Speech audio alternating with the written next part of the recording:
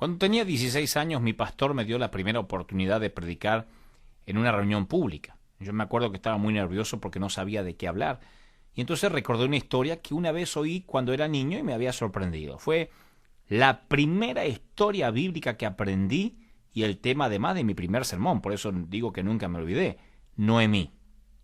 Yo me acuerdo que lo leí en el primer capítulo del libro de Ruth, donde nos relata el incidente, que la familia de Noemí parecía tenerlo todo, sin embargo lo sorprende un día una hambruna inesperada que vino sobre la tierra. Y la Biblia dice que la familia tomó la decisión de mudarse a las tierras de Moab porque querían sobrevivir al hambre, ¿no? La Biblia no dice por qué se mudaron, cómo tomaron la decisión, pero de modo inesperado se fueron a tierras ajenas y ahí Noemí pierde a su esposo y a sus 2 hijos. Tampoco la Biblia dice cómo, pero dice que murió su esposo y murieron sus hijos. Y en apenas 5 versículos nos expone una tragedia. Una familia que se desintegra injustamente y sin embargo hay algo más. La mujer se entera de que Dios había visitado la tierra de la cual había salido. Entonces dice que ella supo que en los campos de Moab que Dios había bajado a su tierra, de donde ella se había ido. Yo quiero que lo veas de esta forma. Te congregas en una iglesia, ¿no?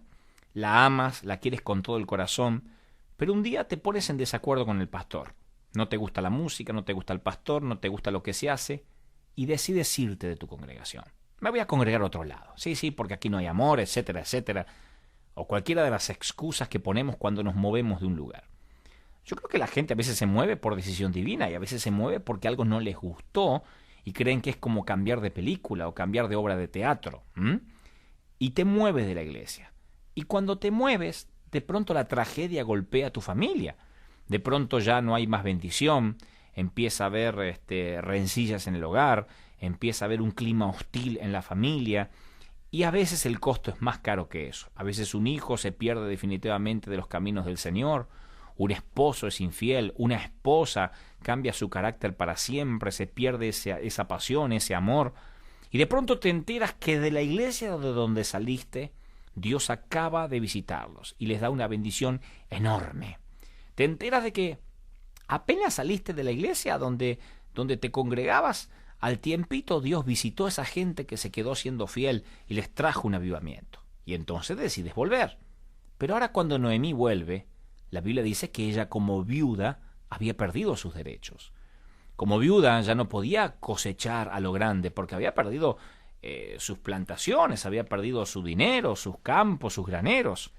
Pero había una ley en Israel que decía que cuando una familia cosechaba, no podía cosechar a fondo, tenía que dejar algunas migajas para las viudas y los huérfanos.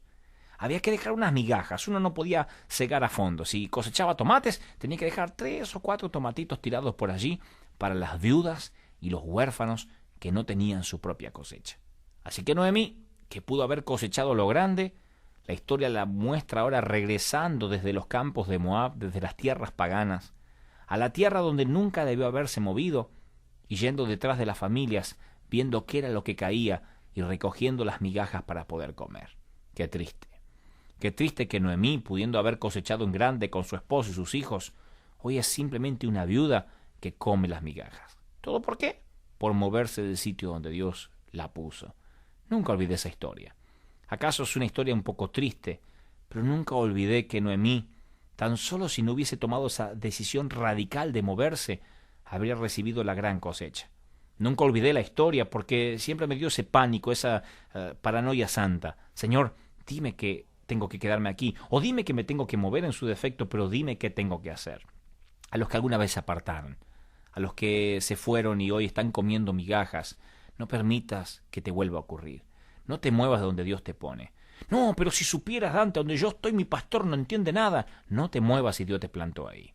No, pero la iglesia acá se está muriendo. Pregúntale a Dios si acaso tú no eres el agente de cambio para tu iglesia. A lo mejor Dios te puso ahí justamente porque tú eres el hombre o la mujer que lo puede cambiar. Pero por favor, no te muevas por sentimientos.